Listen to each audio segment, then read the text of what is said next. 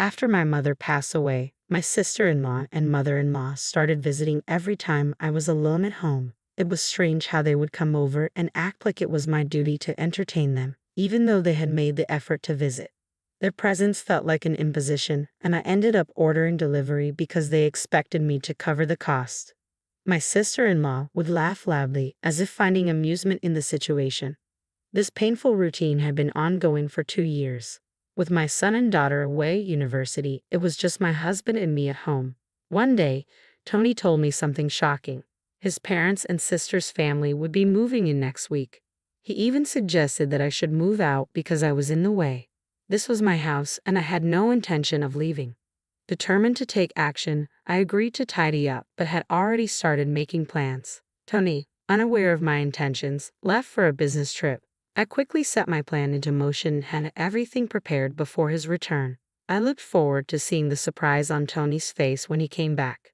My name is Nikki. I'm 48 years old and live as a housewife in my family home in the countryside. After high school, I moved to New York for university and stayed to work and live a single life.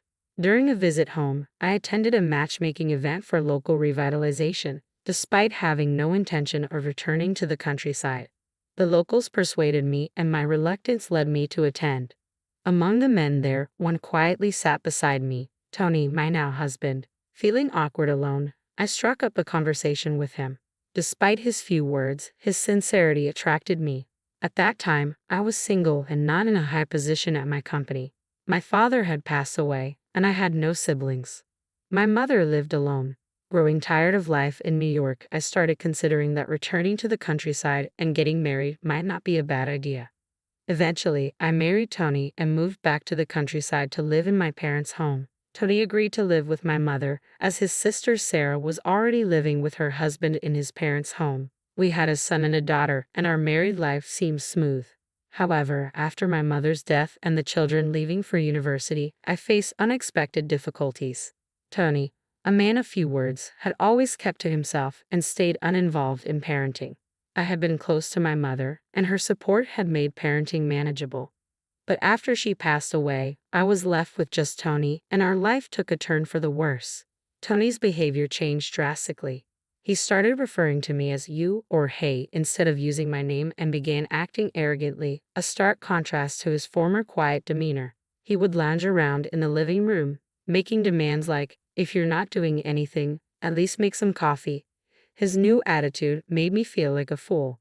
He never used to lie down outside the bedroom, but now he seemed to disregard all the respect we once had. I can't help but wonder what triggered such a drastic change in Tony. Perhaps he had been considerate of my mother because she was his mother-in-law, but his current arrogant and dismissive attitude is something I've never seen before. It seems that he's spreading his wings now that she's no longer here, but this transformation has been startling. Even our children, who visit occasionally, have been taken aback by his new behavior. When the kids come home, Tony is so engrossed in the TV that he doesn't even move from the living room. If they try to change the channel, he snaps at them. Hey, what are you doing? Go away. His harsh demeanor clearly upsets them. Given that our home was usually just me and my mother, it's uncomfortable for them to see their father acting so rudely. As a result, they stopped coming home as frequently, except for the Christmas holidays. Finally, I reached my limit and gently asked him, hey, what's going on with you lately? You used to be so calm. Tony's response was sharp and defensive. What do you mean? What's gotten into me? You seem to always be on edge since around the time Mom passed away. I was considerate because she was your mother, but now that she's gone, I'm the head of this house. It's normal to get angry if something displeases me, he grumbled, his face more intimidating than I'd ever seen. I involuntarily took a step back. It's clear that the stress of accommodating my mother was a factor, but I never expected Tony to change so dramatically. Since then, I've had to be extremely cautious around him. My life has been challenging since my mother's death. I work part-time until 3:00 p.m. and then handle household chores when I get home. Where we used to enjoy our time together, now it feels incredibly gloomy. When I walk in, my mother-in-law and sister-in-law are always waiting at the entrance. Oh, Nikki, you're quite late, they'd say. We've been waiting outside in the cold for 30 minutes. I heard you finish work at 3:00, so we came over at that time. Why are you so late? They knew my part-time job ends at 3:00, and that I come home around this time every day. My husband's parents and his sister's family all live together. Sarah, my sister-in-law, changed her last name to Timpson when she married, but she and her husband live with her parents. Sarah, who has no children and has never worked, was close to my mother-in-law when my mother was alive. I once thought they were kind, but their attitude shifted drastically after my mother passed away. I'm sorry I'm late. I was out shopping, I said. I didn't dare show any irritation, fearing more criticism. In this situation, I always have to invite them into my home as soon as I arrive, then organize my shopping and change clothes. But my mother-in-law immediately starts complaining. Your husband's mother and sister went out of their way to come here, and you're not doing anything for us. That's just crazy. I guess we have no choice but to order delivery. You'll pay for it, right? Sarah laughed loudly, finding something amusing in the situation. As always, I ended up paying. This ongoing discomfort has lasted for 2 years. I've even talked to my husband about it, but he never helps. Mom and Sarah are just trying to be nice because they think you're still upset about losing your mom. It's not good to complain, he said. But I'm always the one footing the bill for their deliveries, which puts us in the red every month. You could manage our finances better or find a higher-paying part-time job.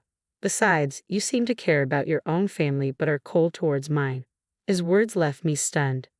I don't want to quit my current part-time job because my coworkers are nice, and although I live in my parents' house, I've never neglected my in-laws. I've attended family gatherings and brought gifts for birthdays and anniversaries. They used to be kind to me, so why did their attitude change so suddenly after my mother's death? I felt overwhelmed and stressed, unsure how to handle the situation. Then, one night after returning from work, my husband dropped a bombshell.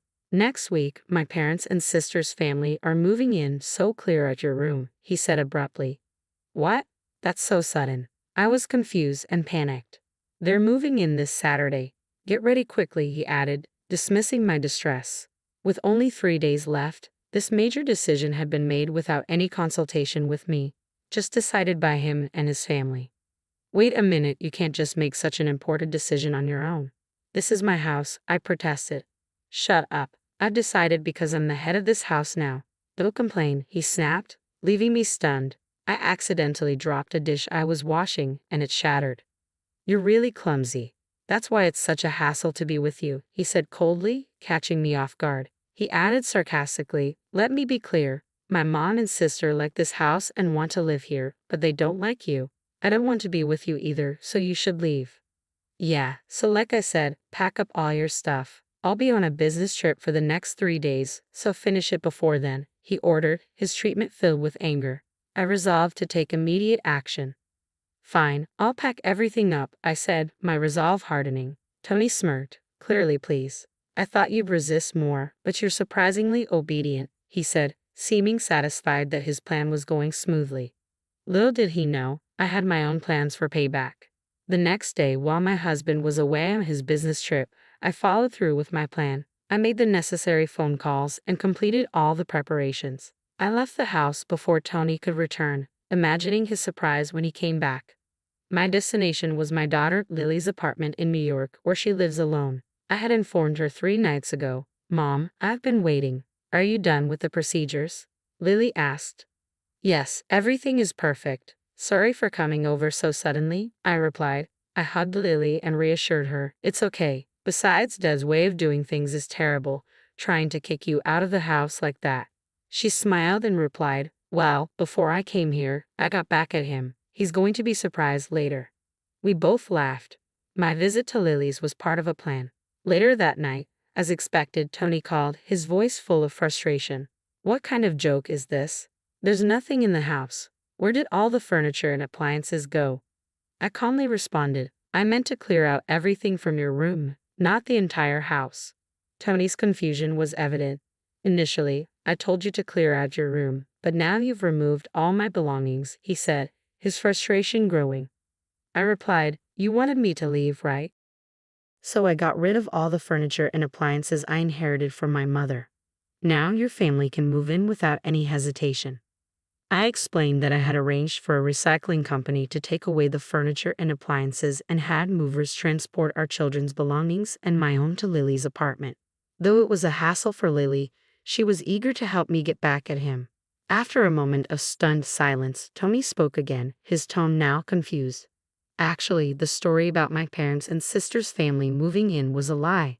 Both my mother and sister are on the verge of divorce. They were planning to take refuge at your place. Oh, really? I said, my tone indifferent. You didn't think I'd know about their situation? Tony sounded a bit upset. You already knew. Of course, I said calmly. Over the past few days, I had been in touch with my father-in-law and my brother-in-law, Robert, so I was fully aware of the turmoil in Tony's family. Robert, originally from New York, had attended a matchmaking event in my hometown. I had also participated in the matchmaking event where Robert, who had shown interest in Sarah, was smitten by her. Under strong persuasion from Sarah's mother, Robert ended up marrying her. Unfortunately, after their marriage, Sarah and her mother became increasingly selfish. Sarah was pampered by my mother-in-law, causing Robert a lot of trouble, especially since they began coming to my house every day. Sarah stopped preparing dinner, relying on us for meals. This situation continued for 2 years until my father-in-law, fed up with the situation, ordered my mother-in-law and Sarah to leave their house. When Robert informed me of this, I felt a sense of relief. However, when Tony learned that his mother and Sarah were about to be evicted, he decided to invite them to our home. While Tony claimed he was on a business trip, he was actually pleading with his father to forgive his mother and sister. Since his father refused, Tony reluctantly helped them pack their belongings. They planned to move to our house with only the bare minimum of their possessions, which meant we would have to manage without furniture or appliances. When I shared this with Tony, I heard a voice on the other end of the phone saying, "Well, that's a cunning wife." It turned out my mother-in-law had been eavesdropping on our conversation. "Nikki, what should we do? How are we supposed to live in a house with nothing?" she asked, sounding distressed. "And it's terrible of you to contact my husband without permission," Sarah added, clearly upset. I responded, "Actually, I also asked your husband for help. I requested that he forgive the two of you. He said if you reflect properly, you can come back tomorrow." Sarah and my mother-in-law seemed to cheer up as if imagining a happy reunion. "Nikki, let's forget about what happened earlier. You're not so bad after all," they said, trying to make amends. Tony, who had brought the two women home, looked visibly disappointed. "So the issue with them is resolved. But what about me? At least return our home appliances," I said. "Oh, about that," I continued. "While I was cleaning up, I also arranged to sell the house. So could you please move out soon?" "What? Wait a minute," Tony exclaimed, shocked. "I'm your husband. How can you treat me like this?" I calmly replied, "You tried to kick me out of the house, so I don't see why you think this is unfair. Your actions were pretty terrible too." Tony was left speechless, unable to counter my argument. I added, "Oh, and your belongings are still in the house. Check the small drawer in the bedroom. I've already completed my part, so make sure you handle yours."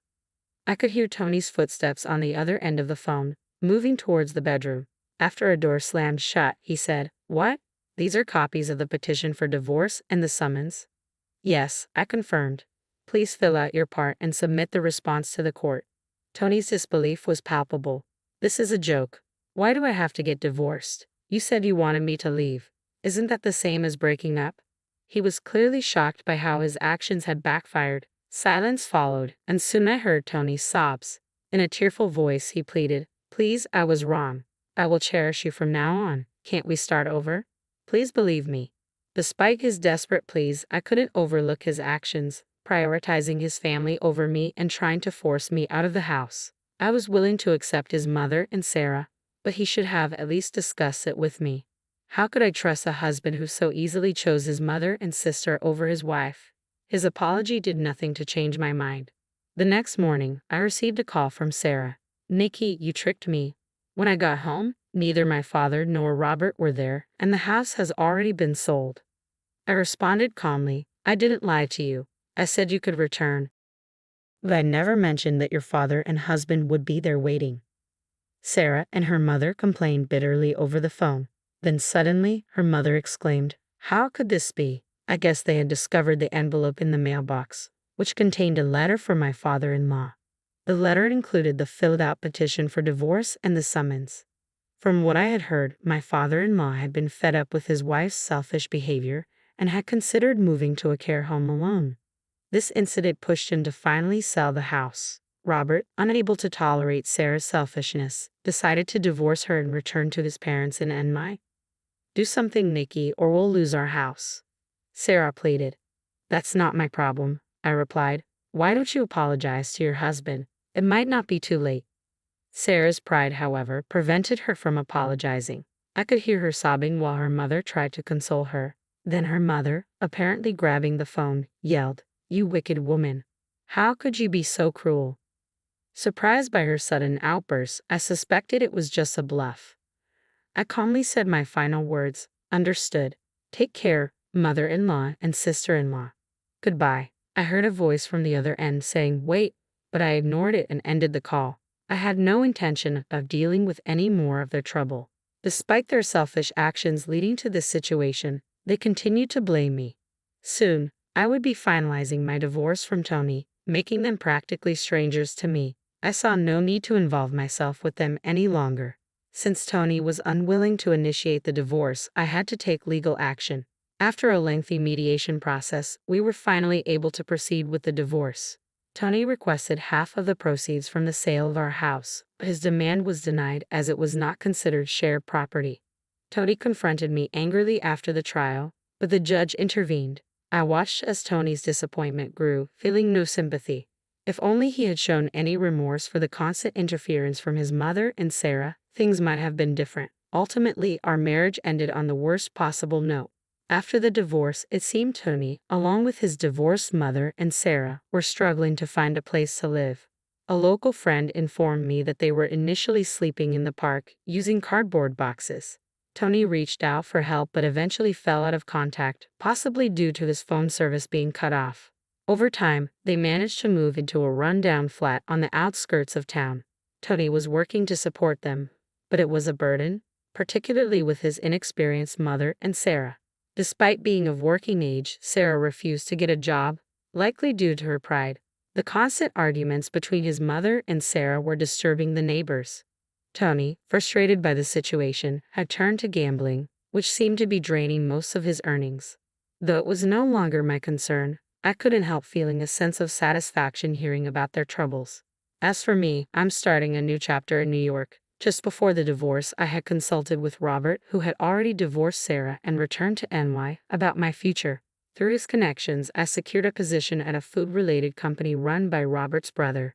Initially, I stayed with my daughter, but with Robert's help, I found a new apartment and now live independently in a small flat.